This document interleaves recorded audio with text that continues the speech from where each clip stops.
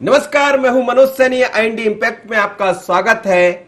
Lockdown 4.0 और रियायत, यही आज हमारा मुद्दा है। लेकिन मध्य प्रदेश ही नहीं, देश भर में कितनी रियायत मिलेगी? किस तरह सरकार, केंद्र सरकार ने जब मुख्य प्रधानमंत्री ने तमाम सारे मुख्यमंत्रियों से बात की तो क्या बात निकलकर सामने आई? करीब 6 घंटे चर्चा चली। लॉकडाउन के खत्म होने की तारीख यानी 17 मई करीब आ रही है। वैसे वैसे तैयारी चौथे लॉकडाउन को लेकर शुरू हो गई है। स्क्रिप्ट तैयार की जा रही है कि कोरोना संकट के बीच लॉकडाउन का चौथा चरण कैसा हो, कहां कहां कैसे और कितनी रियायत दी जाए जिससे जनता को परेशानियों का सामना कम करना पड़े। इसी को लेकर प्रधानमंत्री नरेंद्र मोदी ने राज्यों के मुख्यमंत्री से चर्चा की और देश की विभिन्न राज्यों की स्थिति पर करीब 6 घंटे मंथन किया, जिसमें लॉकडाउन हटाने या बढ़ाने को लेकर कई तरह के सुझाव मुख्यमंत्रियों द्वारा प्रस्तुत किए गए। प्रधानमंत्री नरेंद्र मोदी के साथ वीडियो कॉन्फ्रेंसिंग में सोमवार को मध्य प्रदेश के मुख्यमंत्री शिवराज सिंह चौहान ने सुझाव दिया कि राज्य में कोरोना के संक्रमण को प्रभावी ढंग से रोकने और अर्थव्यवस्था को दोबारा खड़ा करने के लिए चौथे लॉकडाउन का मिला जुला रूप होना चाहिए। उन्होंने कहा कि पीएम मोदी ने जब जब आह्वान किया तब तब देश की 130 करोड़ जनता उनके साथ आई है, तो अब तैयारी है कि कोरोना संकट को लेकर लॉकडाउन के चौथे चरण में क्या हो और जनता को कितनी रियायत दी जा सके। मुख्यमंत्री ने यह भी कहा है कि जहां रेड जोन है या क्वारंटाइन जो क्षेत्र है उसको कम से कम लॉकडाउन में रखा जाए, और यही सबसे बड़ा सवाल है।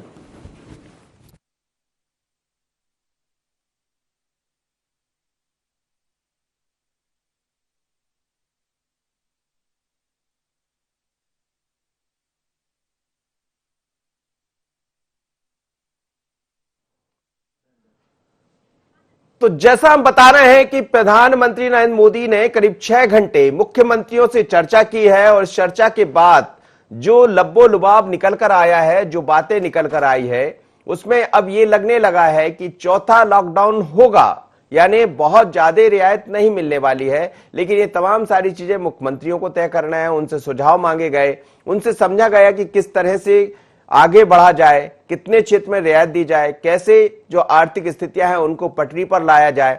ऐसे तमाम मुद्दों पर प्रधानमंत्री ने लगातार 3 बजे से लेकर रात के 9:30 बजे तक मुख्यमंत्रियों से बात की और मध्य प्रदेश के मुख्यमंत्री ने यह कहा कि लॉकडाउन होना चाहिए, लेकिन उन क्षेत्रों में जो रेड जोन है अभी उनको ना खोला जाए, ऐसा उनकी तरफ से सजेशन दिया गया, सुझाव दिया गया। और उन्होंने तारीफ भी की प्रधानमंत्री नरेंद्र मोदी की। तो इस वक्त आमिर मेरे साथ जुड़ रहे हैं।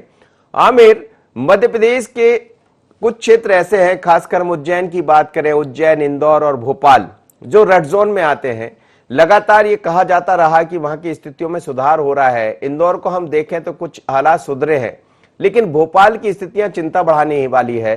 प्रधानमंत्री की जब बात हुई मुख्यमंत्री से तो किस तरह के सुझाव मुख्यमंत्री ने दिए और क्या ये मान लिया जाए कि लॉकडाउन 4 की तैयारियां शुरू हो गई है?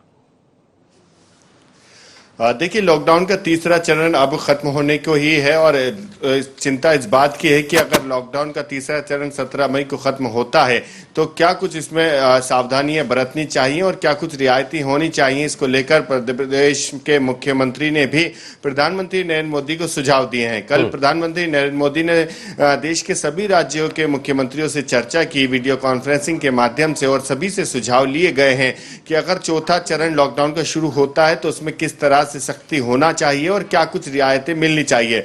देखिए मनोज जी, सबसे बड़ी चिंता भी देश के सामने ये भी है, एक तो कोरोना से लड़ना भी है और दूसरी ओर अर्थव्यवस्था को भी वापस उसी तरह से खड़ा करना है। तो डबल चिंता है देश के सामने, इसलिए देश के प्रधानमंत्री नरेंद्र मोदी इसको लेकर पूरी तरह से चिंतित हैं। और कल करीब 6 से 6.5 घंटे तक प्रधानमंत्री नरेंद्र मोदी ने देश के सभी राज्यों के मुख्यमंत्रियों से बातचीत की है।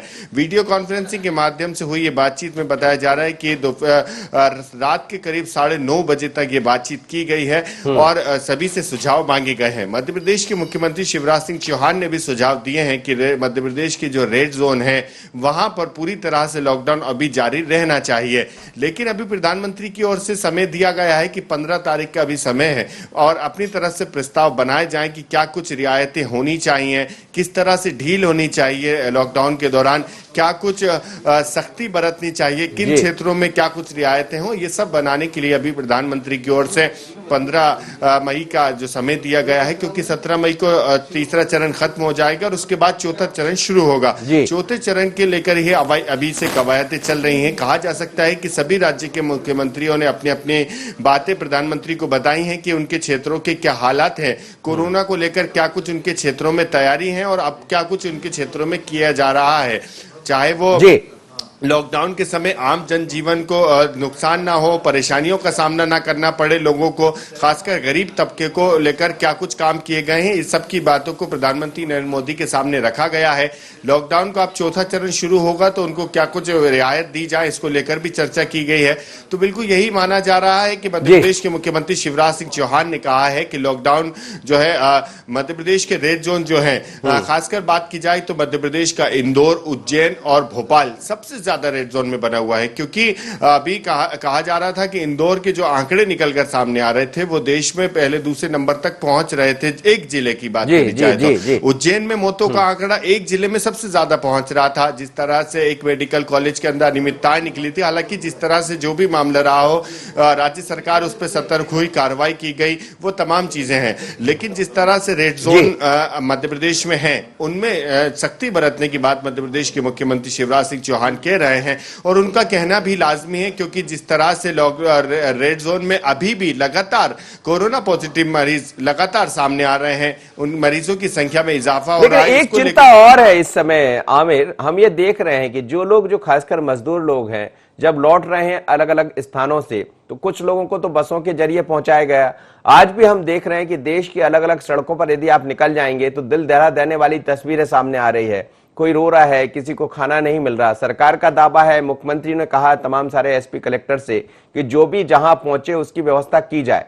लेकिन क्या आपको लग रहा है कि जिस तरह इन लोग को तमाम सारी चीजें मिल जाना चाहिए, जो परेशानी है उससे कहीं उनको सहारा मिलना चाहिए, ये हो पा रहा है? और यदि ये नहीं है तो लॉकडाउन 4 की तरफ जब हम बढ़ रहे हैं तो ये लोग जब पहुंचेंगे तो क्या कोरोना को लेकर और चिंता बढ़ सकती है?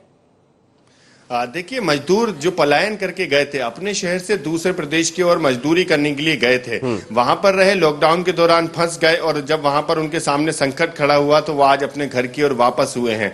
अगर उनको सरकार अपने इंतजाम से लेकर आ भी रही है तो लेकिन उनका वापस जाने का इरादा नहीं हो रहा है। मनोज जी, कल हमने जब मजदूरों से बातचीत की, गुजरात के मोरबी से एक ट्रेन आई, करीब 1400 मजदूर जब मध्य प्रदेश की राजधानी भोपाल पहुंचे और यहां से अलग अलग अपने गृह जिलों में गए। लेकिन जब हमने उनसे बातचीत की कि अब दोबारा वापस जाएंगे या क्या काम यहाँ पर करेंगे, बोले तो जो भी काम यहाँ पर मिलेगा वो कर लेंगे, लेकिन गुजरात नहीं जाएंगे या जहां से आए वहां नहीं जाएंगे। तो अंदाजा लगाया जा सकता है कि लॉकडाउन में खासी परेशानी हुई थी। और आज भी जो चिंताजनक तस्वीरें आपको देखने को मिलेंगी, कभी आप हाईवे का नजारा देखते हैं, हाईवे के आज भी ऐसी तस्वीरें दिखती हैं। हमारे घर से कुछ ही दूरी पर हाईवे है और वहां से कई ऐसे मजदूर हैं जो पैदल निकल कर जा रहे हैं, कुछ ऑटो रिक्शा में सवार होकर एक एक परिवार जा रहे हैं। महाराष्ट्र से लेकर तो उत्तर प्रदेश का सफर पैदल कर रहे हैं। कई जगहों पर देख रहे हैं कि ये जो खजूरी बाईपास का टोल टैक्स है, वहां पर समाज सेवी संगठनों द्वारा उनको लेकर खाने पीने के इंतजाम किए जा रहे हैं। और कई ऐसे मजदूर हैं उनके पास। मैं समझ रहा हूं आमिर, आप बने रहिएगा मेरे साथ। इस वक्त रजनीश अग्रवाल और भूपेंद्र गुप्ता जी मेरे साथ जुड़ रहे हैं, भारतीय जनता पार्टी और कांग्रेस से। भारतीय जनता पार्टी के प्रवक्ता है रजनीश जी और उपाध्यक्ष मीडिया विभाग के भूपेंद्र गुप्ता जी है। रजनीश जी, कल प्रधानमंत्री ने करीब 6.5 घंटे बात की अलग अलग मुख्यमंत्रियों से। मध्य प्रदेश की मुख्यमंत्री ने यह कहा कि रेड जोन के जो जगह है उनको अभी कुछ दिन के लिए और वहां पर लॉकडाउन रहने दिया जाए, और यह भी कहा कि जो क्षेत्र जहां गंभीर स्थितियां हैं उसको भी अभी लॉकडाउन में बने रहने देना चाहिए। क्या आपको लग रहा है कि अभी लॉकडाउन 4 और दिखाई देगा? देखिए, ये तो लगभग सभी मुख्यमंत्रियों ने कहा है, जो आप मीडिया के माध्यम से जाहिर हुआ है। लेकिन सभी राज्यों को अपनी अपनी रिपोर्ट भी फाइल करनी है, उसके आधार पर जो मीमांसा से निर्णय निकलते हैं सबके सामने आते हैं। लॉकडाउन 4 समय की जरूरत होगी और उसके नियम धर्म क्या होंगे वो भी सामने आएंगे जी। एक बात तय है कि लॉकडाउन का फायदा हुआ है। जो अंतर्राष्ट्रीय स्तर पर अलग अलग देशों के तौर पर भी समीक्षा करें तो लॉकडाउन का बहुत अधिक फायदा भारत को मिला है, और यही कारण है कि संक्रमण की जो गणित है उस गणित पर काबू पाने का काम हम सब ने मिलकर किया है। सरकार तो एक उसका पार्ट होती है, समाज के विभिन्न अंगों ने भी उसमें योगदान दिया है, कुछ एक मामलों को छोड़ दिया जाए तो। जी जी। दूसरी बात यह है कि जो आर्थिक गतिविधियों को लेकर मजदूरों को एक जगह से दूसरी जगह का उनका विस्थापन को लेकर है, जहां बरसों से काम कर रहे थे वहां गांव घर वापस लौटे हैं, कुछ सरकारों ने भी लाए हैं, कुछ लौटे भी हैं, कुछ अड़ंगा भी अभी अलग अलग सरकारें चाहे वो कहीं भी किसी भी तौर पर हो दिखाई पड़ रही है। तो ये समग्र दृष्टिकोण से देखने की बात है, टीम इंडिया की स्पिरिट से देखने की बात है। तो स्वाभाविक तौर पर हम कोरोना पर जो कोविड-19 पर है वो विजय प्राप्त करने की ओर बढ़ रहे हैं। धीरे धीरे आर्थिक गतिविधियां भी खोलना होंगी और वो खुलने की तरफ बढ़ी है। मध्य प्रदेश में भी एमएसएमई के बहुत सारे यूनिट्स खुली हैं, बड़ी इंडस्ट्री भी धीरे धीरे काम करना खुली हैं। श्रम कानूनों में जो सुधार देना है जिसके कारण और तेजी से काम हो सकता है, उत्पादन बढ़ सकता है, एक पूरा साइकिल खड़ा हो सकता है, मिडिल क्लास भी बड़ी तादाद में प्रभावित हो रहा है, उसको लिए भी ये पूरी एक्टिविटी पूरा साइकिल इकोनॉमिक्स का जरूरी है। उस दृष्टि से भी विचार किया जा रहा है और किया गया है और आने वाले समय में वो भी दिखाई भी पड़ेगा। रजनीश जी, लेकिन एक चिंता का विषय है, जो लोग लौट रहे हैं बाहर से मजदूर, हालांकि सरकार की तरफ से व्यवस्थाएं की गई है, लेकिन जब सड़कों पर हम निकलते हैं, हाईवे की तरफ जाते हैं, तो आज भी बहुत ऐसे मजदूर हैं जो दिखाई दे रहे हैं। और कई जगह से ऐसी खबरें आ रही है कि जब मजदूर वहां पहुंचे तो जो जिले अभी तक ग्रीन जोन में थे वो भी ऑरेंज जोन में दिखाई देने लगे। देखिए, ऑरेंज जोन में ग्रीन के बाद में तो सीधा नहीं आता है, वो तो उसका अलग अलग वो है। जो ग्रीन और रेड जोन में नहीं होता वो ऑरेंज जोन में, खैर वो उस बहस में नहीं जाता, लेकिन कुल मिलाकर चुनौती तो है। और इनकी जो इसीलिए तो कहा है कि प्रॉपर वे में जो लाने के संसाधन मुहैया कराए हैं बसेस से, ट्रेन से, उसी के द्वारा आए, क्योंकि वे प्रॉपर उनकी लिस्टिंग होती है, उनकी थर्मल स्क्रीनिंग होती है, उसके बाद में क्वारंटाइन में रखा जाता है। लेकिन जो अपनी मर्जी से पैदल चल के आ रहे हैं, कारण कुछ भी हो, संवेदना के साथ में ही हम उनकी तरफ भी देख सकते हैं। हम कोई सख्त कानून की तरफ से की नजरिए से केवल नहीं देख सकते, क्योंकि मामला मनुष्य के नाते, मानवीयता के नाते भी देखना होगा। तो समस्या है, चुनौती है, और उसके नाते ही आने वाले समय में। भूपेंद्र गुप्ता जी मेरे साथ जुड़े, आप बने रहिएगा सर। भूपेंद्र गुप्ता जी मेरे साथ जुड़े। भूपेंद्र गुप्ता जी, कल प्रधानमंत्री की बातें हुई है, रियायत के साथ लॉकडाउन 4 की तरफ हम बढ़ रहे हैं। देखिए, पहले तो प्रधानमंत्री जी को इस बात के लिए धन्यवाद दे दें कि उन्हें महसूस हुआ कि राहुल गांधी की बात उन्हें सुनना चाहिए, और उन्होंने जो है राज्यों को अधिकार कुछ पास ऑन किए हैं कि राज्य भी अपनी स्तर पर रणनीति बना सकते हैं। राहुल जी ने उनसे कहा था कि डिसेंट्रलाइज करिए, सारी चीजें जो है पीएमओ में केंद्रित मत करिए। इस पर उन्होंने ध्यान दिया, इसके लिए बहुत धन्यवाद के पात्र हैं जी। दूसरी चीज ये है कि मध्य प्रदेश की जो स्थिति है, मध्य प्रदेश की स्थिति जो है एक्चुअली गलत रणनीति और हड़बड़ाहट और प्रशासनिक मशीनरी के ऊपर जो है नियंत्रण न होने की परिस्थिति है। आज जो भी घटनाएं सामने आ रही, मैं आपसे कहना चाहता हूं कि आज से 1 महीने पहले मैंने खुद स्टोरी और इंटरव्यू किया था देवास नाके पर, जब मैं इंदौर से लौट रहा था। ये पैदल चलने वाले मजदूरों की, आज भारतीय जनता पार्टी के लोग कह रहे हैं कि उनके बारे में भी मानवीय दृष्टिकोण से सोचा जाना चाहिए। ये बहुत अच्छी बात है कि आपको ये महसूस हो रहा है, लेकिन ये महसूस कब हो रहा है? 1 महीने बाद? क्या 1 महीना जो है छोटा सा समय है जिसे आपने खो दिया, जिसे आपने मानवीय संवेदनाओं को बलि चढ़ा दिया? ये जो 1 महीना है, ये जो लेट लतीफी है जी, ये प्रदेश का क्या हाल करेगी, इसका कोई अभी अंदाजा नहीं है। कितने लोग जो है कैरियर्स आ रहे हैं। अभी कल बिहार की एक रिपोर्ट में देख रहा था, 179 मजदूर लौटे हैं, उनमें से 172 कोरोना पॉजिटिव हैं। ठीक है। Out of 179, 172। जी जी। मध्य प्रदेश में ये चीज कहाँ जाकर हमें छोड़ेगी, और अपनी पीठ खुद ही ठोकने वाले लोगों को क्या स्थिति बनेगी, इसका जो सवाल है, वो सवाल ये है कि आज भी समय है कि हम इसके लिए रणनीति बनाने की चर्चा करें। बहुत हो गई ये टीवी बाजी, बहुत हो गई जो है पब्लिसिटी स्टंट, बहुत हो गई हेडलाइनें। अब कम से कम ये देख लो, 31 जिलों में जो है वेंटिलेटर नहीं है। 444 जो आपने डीसीसीसी बनाई हुई है, डेडिकेटेड कोरोना केयर सेंटर, उन पर एक भी वेंटिलेटर नहीं है। 31,000 बेड आपने जो है डेडिकेटेड किए हैं, उस पे कुल आपके प्रदेश में 1,000 वेंटिलेटर हैं। ये जो परिस्थिति है, रजनीश जी, जब जो ट्राइबल एरिया में, गांव में, देहात में जब ये परिस्थिति बिगड़ेगी, तब उसे आप कैसे काउंटर करेंगे? रजनीश जी, रियायत के बीच चुनौती भी दिखाई दे रही है, आपने भी माना है, लेकिन भूपेंद्र गुप्ता जी कुछ दिखा भी रहे हैं आईना भारतीय जनता पार्टी की सरकार को। नहीं, जरूरत तो उनको आईना देखने की है, कांग्रेस के तमाम लोगों को। जो 1 महीना पहले कह रहे हैं, हम तो 2 महीना पहले से कर रहे हैं। 25 तारीख से लगातार कर रहे हैं। भारतीय जनता पार्टी संगठन के नाते और सरकार के नाते 1,90,000 आज हमने कह दिया मानवीय दृष्टिकोण से विचार करके, तो शब्द के कारण आज नहीं आ गए मजदूर। मध्य प्रदेश पहला राज्य रहा है जहां मजदूरों को गांव घर लौटाने का काम, उनको क्वारंटाइन में रखने का काम, उनको राशन पहुंचाने का काम हुआ है। और श्रीमान तारीख से लौटाया आपने, तारीख बता दें किस तारीख से आपकी सरकार ने लौटाना शुरू किया है, जरा तारीख बता दें। आ रहा हूँ भूपेंद्र जी, आ रहा हूँ, आपसे जवाब ले रहा हूँ। केवल तारीख बता दें आपकी सरकार ने किस तारीख से लौटाना शुरू किया है। काम कर रहे हैं, अलग अलग दोहरापन दोगलापन चल रहा है। झूठ की यूनिवर्सिटी अब तो बंद कर दो। सुन ले जरा भूपेंद्र जी सुन लीजिए, फोन पर है भूपेंद्र जी, सुन लीजिए, जवाब मैं लूंगा आपसे। जी कहिए रजनीश जी। दूसरी बात ये है कि ये राष्ट्रीय पार्टी है या कुकरमुत्ते की तरह होगी क्षेत्रीय पार्टी है?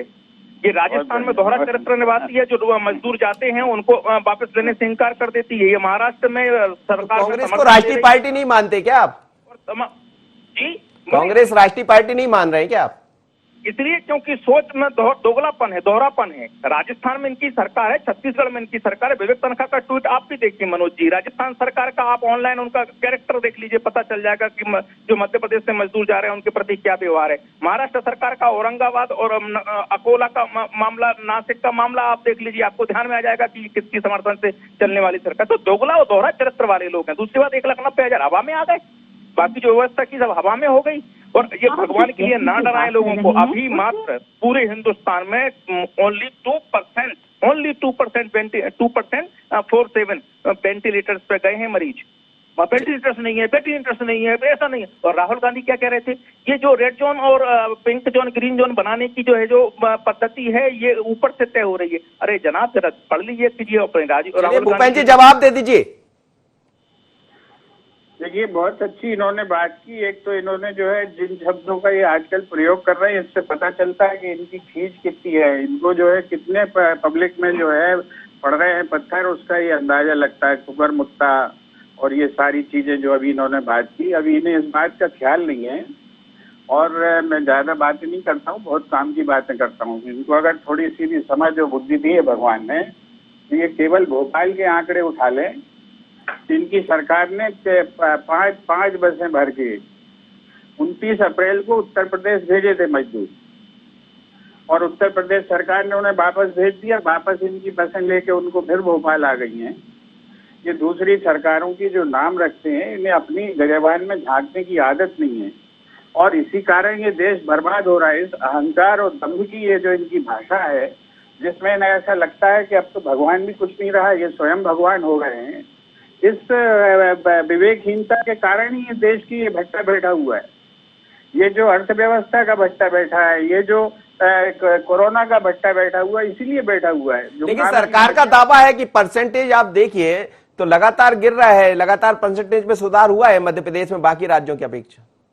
भाई, सरकार के आंकड़े हैं ना ये जी, और जो मोदी जी के आंकड़े, वो कह रहे हैं कि देश में सबसे ज्यादा मृत्यु मध्य प्रदेश में हो रही है। तो मोदी जी की माने कि इनकी माने, बताओ आप। जिसको आप कहोगे उस पर हम भरोसा कर लेंगे। रजनीश जी इनको जी रजनीश जी, किसकी बात माने? तो ये देश का भट्टा बैठ गया, ये अहंकार से पीड़ित हैं। ये दरअसल ये वो अहंकारी परिवार के चापलूसी में चलने वाली पार्टी है। मैं बहुत सख्त और लहजे में और उसी प्रकार के शब्द जो भूपेंद्र गुप्ता जी अक्सर इस्तेमाल करते हैं, उसी में जवाब दे रहा हूँ। जो अहंकार, वो मोदी जी कैसे हैं कैसे नहीं है छोड़िए, इंटरनेशनल लेवल पर जो आंकड़े उठाकर देख लीजिए। और ये आंकड़े ऐसे होते हैं जनाब कि अगर किसी परिवार में कोई आंकड़े छिपाने की कोशिश करेगा, परिवार में विस्फोट हो जाएगा। और अगर आप कहते हैं झूठे आंकड़े हैं, तो बताइए, परिवारों को सामने लाइए। मृत्यु हो रही है, बड़ी तादाद में हो रही है। बोले कब्रिस्तान में लोग जा रहे हैं, शमशान घाट लोग जा रहे हैं। तो वो परिवार सामने लाइए, क्योंकि वो तो बहुत बड़ा संकट है, वो भी कोरोना से प्रभावित हो सकते हैं, संक्रमित हो सकते हैं, कोविड-19 के शिकार हो सकते हैं, क्योंकि अगर उनके घर में किसी की मृत्यु कोविड-19 के कारण हुई है। ये कुछ भी इल्जाम लगाए चले जाते। आज अगर जीत पूरी टीम इंडिया यानी मुख्यमंत्री तमाम जो है वो अपने विचार आदान प्रदान करते हैं, लंबी एक्सरसाइज चलती है, 6-6 घंटे टीम भारत सरकार और टीम स्टेट बैठी है और बात कर रही है, आदान प्रदान हो रहा है बेचारों को। राहुल गांधी जी ने कहा था राहुल गांधी जी ने कहा था कि रेड पिंक ऊपर से तय हो रहे हैं और ग्रीन जोन ऊपर से तय हो रहे हैं, जबकि उसका पूरा गणित नीचे से पहले ही बना हुआ है। तो उनको जो जोन है एक्चुअली में वो रेड है, जो रेड है एक्चुअली में वो ग्रीन है। वो इनके भाषण में वो जो पूरा उन्होंने सुझाव दिया था। तो वो मुझे राहुल गांधी जी की बुद्धि के बारे में कुछ नहीं कहना, सवाल जो है वो सबके सामने है। हम सब मिलकर लड़ रहे हैं, लड़ेंगे। जिनको जो आरोप प्रत्यारोप की राजनीति करनी है वो करते रहें और भगवान के लिए वेंटिलेटर तमाम प्रकार की संसाधनों पर जिरह करके गुमराह करने की काम ना करें। मैंने कहा कि 2% केवल वेंटिलेटर से मरीज गए हैं और उससे कई गुना ज्यादा हमारे पास में वेंटिलेटर्स उपलब्ध हैं। इवन ट्रेन में भी वेंटिलेटर्स की उपलब्धता कराते हुए हमने वो बेड उपलब्ध कराए हैं। अगर हमें ट्रेन भी मोबिलाइज करवाना पड़ी, मूवमेंट करवाना पड़ा, तो वो भी हम करवा सकते हैं। जी भूपेन जी, एक छोटी सी प्रतिक्रिया दे दीजिए। जो रियायत 04 जो दिखाई दे रहा है, चौथा लॉकडाउन जो दिखाई दे रहा है, अब तो सरकार चल रही है उस तरफ, तो चुनौतियां दिखाई दे रही है, लेकिन कुछ चीज तो अच्छी कह दीजिए। आपको कुछ भी अच्छा नहीं लग रहा है क्या सरकार का? जी रजनीश जी कह रहे हैं कुछ तो अच्छा देख लीजिए। जाने आप ये बताइए कि किसी के घर में आग लगी हुई है तो वो कह दे कि नहीं साहब क्या बढ़िया पानी बरसता है। आप जो है क्या अच्छा कहलवाना चाहते हैं मुझसे बता दीजिए, मैं वही बोल दूंगा। नहीं, मैं नहीं कहलवाना चाह रहा। कह रहे हैं कि जी आप खुद कह रहे हैं कि मजदूर सड़क पे आज भी घूम रहा है। बिल्कुल। और ये दावा कर रहे हैं कि साहब जो है ये तो लेके आ गए पूरी दुनिया। तो ये जो चीज है, अब मैं इसमें क्या अच्छा बोल दूं बता दीजिए, वो मैं बोल दूंगा। अगर सिर्फ केवल अच्छा प्रिय लगने के लिए हमें कुछ बोलना है तो मैं बोल देता हूँ, आधे घंटे बोल दूंगा। लेकिन अगर वास्तविकताओं की हमें चर्चा करनी है, यथार्थ की करनी है, समस्याओं की करनी है और उससे निकलने का रास्ता ढूंढना है, तो पहली चीज तो हमें यथार्थ को स्वीकार करना पड़ेगा ना। उसको पप्पू टप्पू और ये कहने से अगर इनकी समस्या हल हो रही होती तो अभी 60,000 पे थोड़ी पहुंचते हम। चलिए सर, ये 60,000 समय इजाजत नहीं दे रहा। आप दोनों मेहमानों का धन्यवाद मेरे साथ जुड़े, रजनीश जी और भूपेन जी। लेकिन राजनीति है, ये चलती रहेगी, पर अभी तो साथ चल के आगे बढ़ने की जरूरत है। कुछ चिंता का विषय भी है जो दिखाई दे रहा है। एक अंतिम छोटी सी प्रतिक्रिया आमिर से जरूर लेना चाहूंगा। आमिर, अब लगभग ये तय हो गया है कि चौथे लॉकडाउन की तरफ हम बढ़ रहे हैं। मध्य प्रदेश की मुख्यमंत्री ने तो ये कह भी दिया कि रेड जोन में कम से कम लॉकडाउन हो जाना चाहिए। क्या मानकर चलें, क्या कुछ दिन और लोगों को इंतजार करना पड़ेगा, लॉकडाउन में रहना पड़ेगा? देखिए, जिस तरह से कल प्रधानमंत्री नरेंद्र मोदी ने सभी राज्य के मुख्यमंत्रियों से चर्चा की है और उनसे जो है रिपोर्ट पेश करने को कहा है कि किस तरह से चौथा चरण लॉकडाउन का शुरू किया जाए। लेकिन जिस तरह से चौथा चरण अगर शुरू होता है, क्योंकि कोरोना से जंग लड़नी है और भारत देश को सबको एकजुट होकर लड़ना पड़ेगा, चाहे वो राजनीतिक दल सत्ताधारी हो, चाहे वो विपक्ष में बैठी हुई राजनीतिक पार्टियां हो। जिस तरह से अभी आप सुन रहे थे, बीजेपी और कांग्रेस के प्रवक्ता तमाम तरह की, बीजेपी अपना पक्ष रख रही थी तो कांग्रेस अपना, लेकिन आरोप प्रत्यारोप की राजनीति चलती रहेगी। लेकिन इसको समझने की जरूरत है, क्योंकि अगर कोरोना से भारत देश को जीतना है और लड़ना है मजबूती के साथ, तो सभी राजनीतिक दल को कांधे से कांधा मिलाकर मजबूती के साथ लड़ना होगा। सरकार को साथ देना, सरकार का साथ देने की जरूरत है, क्योंकि ये वक्त है, इस वक्त है इंसान के काम आने का। क्योंकि लॉकडाउन में काफी लोगों को परेशानी है। सरकार अगर उनके लिए काम करती है तो विपक्ष भी अपनी राय उनके सामने पेश करे कि बिल्कुल आप ठीक कह रहे हैं आमिर, विपक्ष अपनी राय भी करे और विपक्ष का यह हक भी बनता है कि जहां जरूरत पड़े वो आईना भी दिखाए, और वो उसका काम है, दिखाना भी चाहिए। और यही मुझे लगता है बीजेपी कांग्रेस के बीच जब चर्चा चल रही थी तो यही तमाम सारी चीजें दिखाई दे रही थी। लेकिन मध्य प्रदेश सहित देश के कई हिस्सों में कई मुख्यमंत्रियों ने इस बात को माना है कि लॉकडाउन को कुछ दिनों के लिए और बढ़ा देना चाहिए। तो लॉकडाउन 4 की दस्तक दिखाई दे रही है। 17 तारीख को लॉकडाउन 3 समाप्त होने जा रहा है, लेकिन उसके बाद 4 भी दिखाई देगा, पर उन स्थानों पर जहां रेड जोन है या फिर। लेकिन इस बीच सरकार अब इस तैयारियों में भी लगी है। इसका बाकायदा एक पूरा कार्य योजना तैयार की जा रही। 15 तारीख तक सभी मुख्यमंत्री अपनी जिस तरह की कार्य योजना होंगे वो प्रधानमंत्री को सौंप देंगे। उसके बाद फिर आगे की प्रक्रिया साफ हो जाएगी। लेकिन जो रास्ते दिखाई दे रहे हैं, जिस तरह की चर्चा या इशारा दिखाई दे रहा है, उसमें यह कि कुछ दिन और हमें इंतजार करना पड़ेगा। लेकिन जरूरत है उन मजदूरों के लिए जो सड़क पर निकल रहे हैं। कई जगह से खबरें आ रही है कि उनकी मौत हो गई, सिर्फ इस कारण कि उनको समय पर खाना नहीं मिला। कई जगह से इस तरह की तस्वीरें आ रही है कि वो बाहर जाना चाह रहे थे लेकिन पहुंच नहीं पाए, रास्ते में ही हमेशा के लोग। चलिए, लॉकडाउन 4 और रियायत में इतना ही। मुझे दीजिए इजाजत। नमस्कार।